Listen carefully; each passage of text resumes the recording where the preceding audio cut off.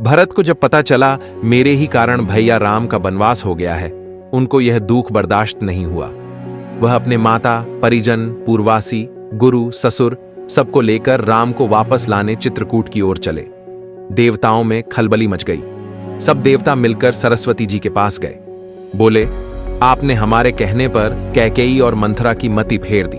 अब भरत राम को लौटाने जा रहा है, हमारा मदद कर दो। आप जानती हैं राम भरत से कितना प्यार करते हैं। अगर वे भरत की कहने पर भावुक होकर लौट आएंगे तो इन असुरों का वध कैसे होगा, हमारा काम कैसे बनेगा। सरस्वती जी ने कहा, तुम्हारा 1000 आंख होने पर भी तुम्हें सामने सुमेरु पर्वत नहीं दिखाई देता है क्या? मैं भरत की मति फेर दूं? चाहे मैं दुनिया की सारे व्यक्तियों का मति फेर सकती हूं, लेकिन भरत का नहीं। भरत जैसा राम भक्त ना कभी हुआ है ना कभी होगा। मैं यह काम नहीं कर सकती। सरस्वती जी ने साफ साफ मना कर दिया। जब भरत जा रहे थे, रास्ते में भरद्वाज मुनि का आश्रम आया, जहां राम भी चित्रकूट जाने से पहले रुके थे।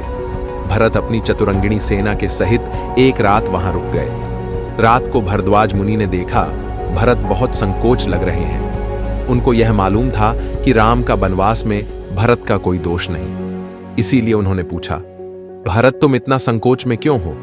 भरत ने कहा, हे गुरुदेव, मैं बहुत भयभीत हूं। मेरे कारण मेरा मां इतना बड़ा अनर्थ खड़ी कर दी। भैया बन को चले गए, पिताजी दिवंगत हो गए। मुझे भय है, न जाने राम भैया मुझे पहले जैसा प्यार करेंगे कि नहीं, मुझे स्वीकार करेंगे कि नहीं।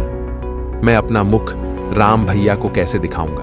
भरद्वाज मुनि बोले, मुझे यह नहीं पता कि राम तुम्हें कितना प्यार करते हैं, लेकिन जब वे यहां से चित्रकूट की ओर जा रहे थे, गंगा जी में अपने पूर्वजों को जल अर्पण किया और ब्राह्मण जब मंत्र बोलना शुरू किया और एक शब्द आया, जम्बू द्वीपे भरत खंडे, उनके हाथ से जल गिर गया। वह मूर्छित होकर हां भरत कह के गिर पड़े। यह मैंने अपने आंखों से देखा है। यह सुनते ही भरत का धीरज का बांध टूट गया। वह बच्चे जैसे फूट फूट कर रोने लगे। भरत जैसा राम का प्यारा कोई नहीं हो सकता। जब भी कोई उदाहरण देने का मौका आता तो वह भरत का ही उदाहरण देते हैं।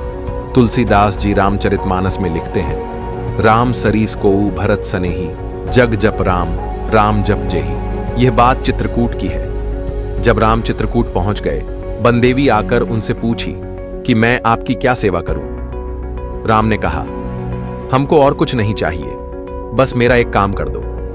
मैं जिस रास्ते से होकर आया उस रास्ते का सारे कांटे हटा देना। बनदेवी ने कहा, मैं यह काम तो कर सकती हूं, लेकिन एक जिज्ञासा है।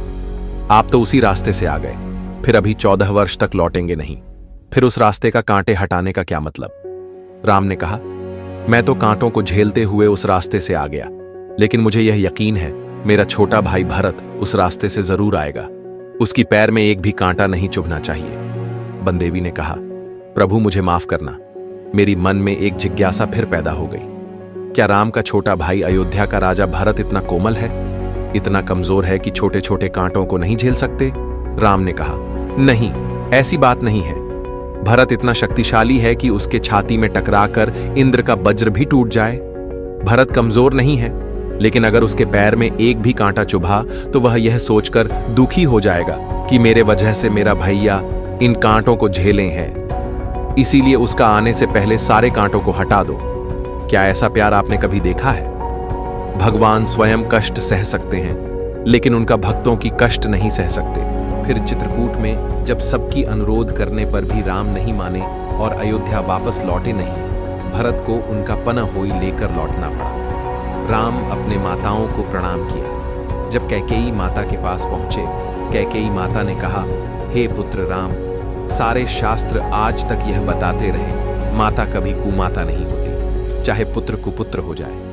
लेकिन आज यह बात उलट गई। पुत्र सुपुत्र रहा, माता कुमाता हो गई। इसके उत्तर में राम ने कहा, हे अंबे, जिसने भरत जैसा पुत्र को जन्म दिया हो वह कभी कुमाता नहीं हो सकती। आप तो सारे जगत की पूज्या हो। और जब राम 14 वर्ष के बाद अयोध्या लौटे, पहले कैकेयी माता को प्रणाम किया। ऐसे ही और भी स्टोरी जानने के लिए हमारा चैनल मॉरल्स ऑफ लाइफ को सब्सक्राइब कर दीजिए। और कौन सी टॉपिक पर वीडियो चाहते हैं हमको कमेंट करके जरूर बताइए। वीडियो को लाइक और अपने दोस्तों में शेयर कर दीजिए। मिलते हैं अगले वीडियो में। राधे राधे।